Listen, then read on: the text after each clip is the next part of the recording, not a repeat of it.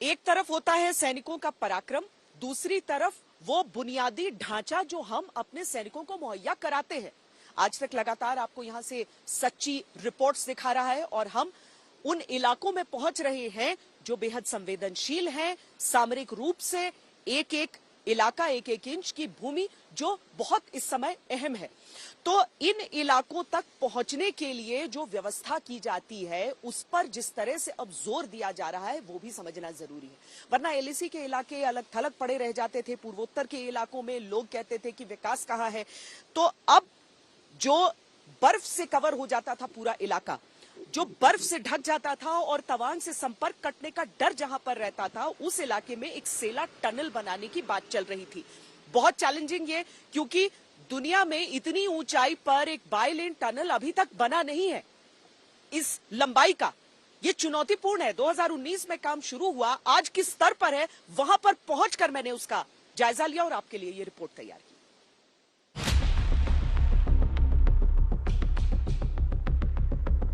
पानी पर चलना चमत्कार माना जाता है, लेकिन इस समय मैं पानी पर चल रही हूं। जगह अरुणाचल प्रदेश का तवांग, वो जगह जो 9 दिसंबर के बाद सारी दुनिया में मशहूर हो चुकी है।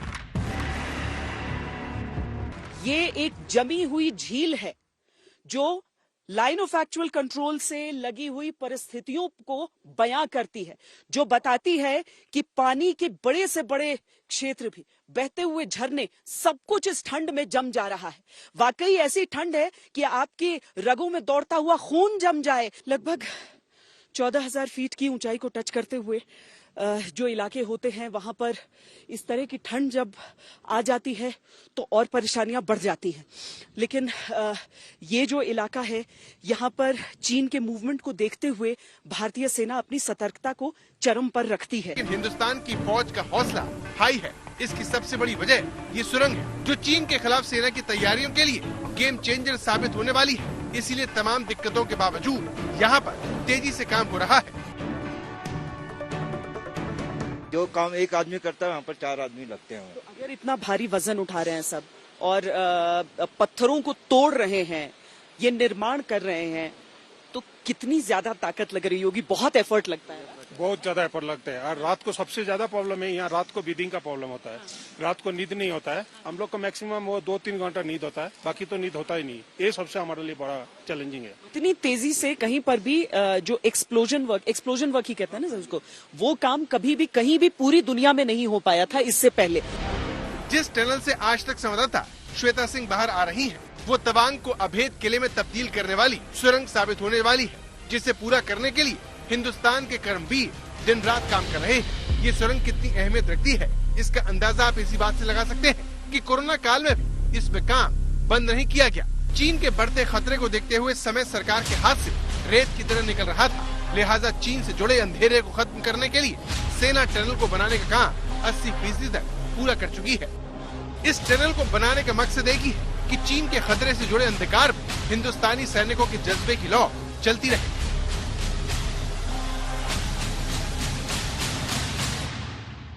टनल से हम बाहर की ओर निकल रहे हैं, अभी गाड़ियां नहीं निकल रही हैं, पर पैदल मैं ये सफर पूरा कर पा रही हूं, आपको ये दिखाने के लिए कि कितना फायदा इससे जुड़ा हुआ है। ठंड के मौसम में इस रास्ते पर रोजाना 200 लोग 6 घंटे दिन में और रात के समय किसी भी इमरजेंसी में 4 से 5 घंटे लगते हैं। कितने मैन आवर्स आप उसे गिन लीजिए। ऐसे इलाके में जहां पर एक एक व्यक्ति का एक एक मिनट महत्वपूर्ण है, वहां पर 1 घंटे का समय अगर ये बचा देगा टनल, इसका निर्माण, तो उसकी भूमिका कितनी अहम हो जाती है। लगभग जून तक अगले साल ये पूर्ण हो जाएगा टनल और सामरिक दृष्टि से एक ऐसी ताकत हमें देगा जो दुश्मनों के माथे पर शिकन का सबसे बड़ा कारण है। ये टनल NH-12 के सेला दर्रे पर बनाई जा रही है। इसके बनने के बाद तवांग तक रसद और हथियार ले जाना बेहद आसान हो जाएगा। सेला दर्रे पर बनाई जा रही इस टनल के जरिए तवांग के रास्ते बुमला दर्रा तक पहुंचा जा सकेगा, जिससे हिंदुस्तानी सेना की पहुंच तिब्बत तक हो जाएगी। सेला पास पर दिसंबर से फरवरी तक बर्फबारी होती है। कई दिन तक रोड बंद हो जाते हैं, जिससे तवांग से संपर्क टूट जाता है। कि ये बादलों के टुकड़े होते हैं जो यहाँ पर आ जाते हैं, जो और ज्यादा ठंड को बढ़ाते हैं। देखेंगे जहाँ पर पूरी तरीके से आपको फॉग नजर आएगा, कुछ नजर नहीं आ रहा है। यहाँ पर स्नोफॉल बहुत होता है। जो हाई मोटरेबल पासेस होते हैं उनमें से सेला पास भी एक है, लेकिन उसे मेंटेन करना बड़ा कठिन काम हो जाता है 12 महीने। और भारतीय सेना को ऐसी सड़कें चाहिए जो ऑल वेदर रोड्स हैं, हर समय वो खुली रह सकती हैं। लेकिन देखिए कितनी तेजी से हर समय यहाँ पर काम चलते रहता है, निर्बाध। एक जो व्यक्ति है यहाँ पर वो हर समय अपने काम में जुटा रहता है। यहाँ पर तमाम उपकरण झोंक दिए गए हैं, तमाम लोग झोंक दिए गए हैं, और इसीलिए जो लगभग 1.5 से 2 साल कोविड की वजह से यहाँ पर काम में थोड़ा रफ्तार कम हुआ था। बहुत जगहों पर तो निर्माण बंद करना पड़ा, लेकिन इस टनल की सामरिक महत्ता को देखते हुए इसे बंद नहीं किया गया था। अब देखिए मुख्य टनल का इलाका आप वहां देख रहे हैं, और मुख्य टनल के समानांतर एक एस्केप टनल रहता है, यानी कि अगर किसी तरह की कोई समस्या होती है तो वहां से लोगों को निकाला जा सके, उसका भी काम समानांतर इसके पूर्ण हो जाना चाहिए।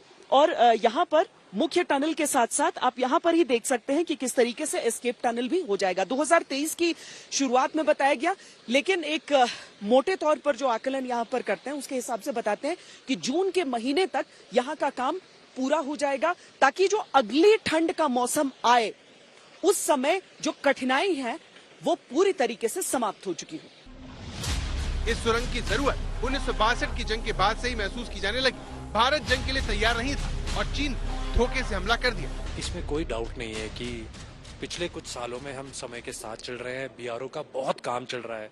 इनफैक्ट करंटली भी जो हमारे डीजीबीआर है वो इतना ध्यान देते हैं यहाँ के सारे ऐसे पिवटल प्रोजेक्ट्स को, चाहे वो सेला हो या नेचीपू टनल हो, हमारी रोड्स हो जो बन रही हैं तवांग को पास लाने के लिए।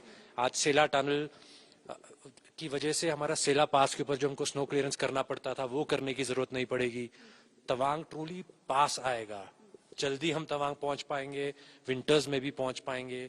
आगे जो फौज है उनका सामान पहुंचाने के लिए, इंडक्शन के लिए, डी इंडक्शन के लिए, ये डेफिनेटली एक गेम चेंजर होगा। अगर मैं इसकी ब्रॉडली मैं इसके 2-3 फायदे सामान्य लोगों के लिए समझना चाहूं कि कितने किलोमीटर कम हो रहे हैं, कितना समय कम हो रहा है इसके साथ। इसमें 8 किलोमीटर कम हो रहा है, बट उस 8 किलोमीटर के साथ साथ एक चढ़ाई ऑलमोस्ट 1500 फीट की चढ़ाई कम हो रही है, तो उससे बहुत फर्क पड़ेगा। और ये जो रोड, इसकी अप्रोच रोड और ये जो टनल बन रहे हैं, हम जिस टनल में भी चल भी रहे हैं, ये डबल लेन टनल्स हैं, तो डेफिनेटली सेफर भी होगा लोगों के लिए। एंड मैंने जैसे बताया, अब विंटर्स के अंदर उनको चिंता नहीं करनी पड़ेगी। मैं तो इस चीज को मानता हूँ कि लोग तवांग को pre Sela tunnel and post Sela tunnel के उसमें डिवाइड करेंगे एरा में, और एक नया एरा लेके आएगा तवांग के लिए।